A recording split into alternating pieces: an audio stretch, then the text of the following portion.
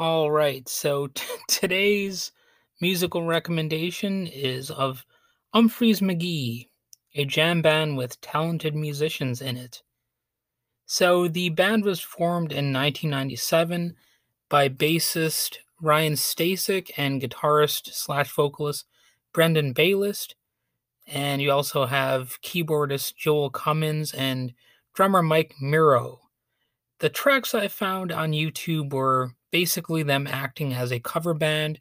You've got them doing an occasional mashup song. So if you want to see some bands do live mashups, well, this band might be for you then. And the successful release of their first album, which is cutely titled Greatest Hits Volume 3, garnered enough interest to sustain the band as an active touring entity. Over the course of their career, they've had only one drummer change in their lineup, with Chris Myers replacing Mike Miro in around 2002. Unfortunately, Miro died some years after that.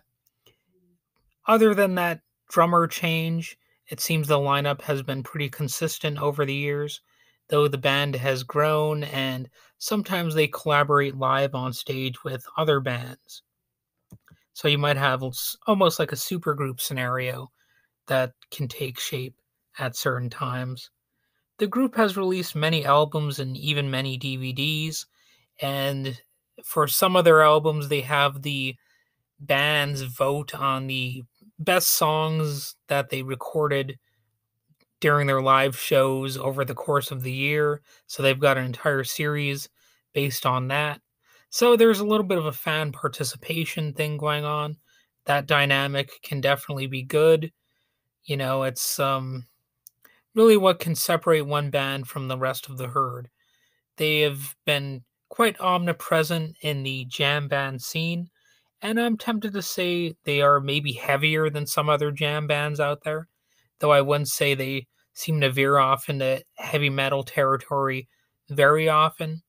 And in fact, they don't even give off that sort of cheesy, macho, hard rocker vibe that a lot of bands give off that, makes them seem more like the jock in high school who would beat up the nerds, that kind of stupid dynamic, which you even got in a lot of punk rock over the years too, like punk rock is supposed to be all about rebellion, yet they end up acting like jocks sometimes. That has definitely happened a lot in music, and from what I've seen, their live shows are mostly just about having a good time. And I wouldn't say they're you know that hard of a band, like a heavy band or whatever, but they're just a little bit harder than some jam bands that I've heard anyway. A lot of jam bands are kind of known as being, I don't know, like just hippie kind of stuff. This band has some of that vibe to be sure, but it's I don't know. It doesn't seem as much like they're plumes of pot smoke if you were to like listen to their music. It sounds more like just a rock band that likes to jam, you know what I'm saying?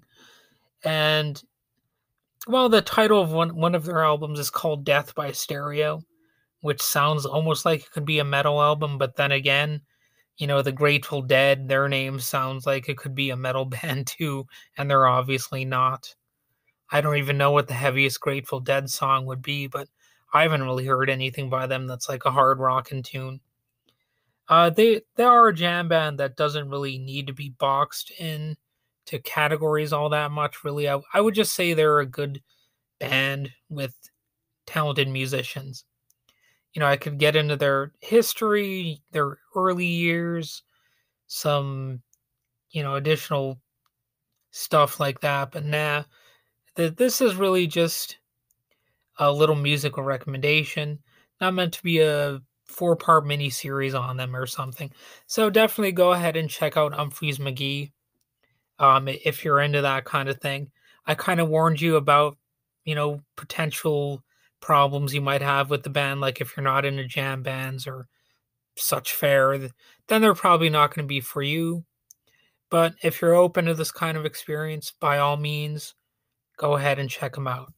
So that's about all I've got to say about them, and you have a nice day.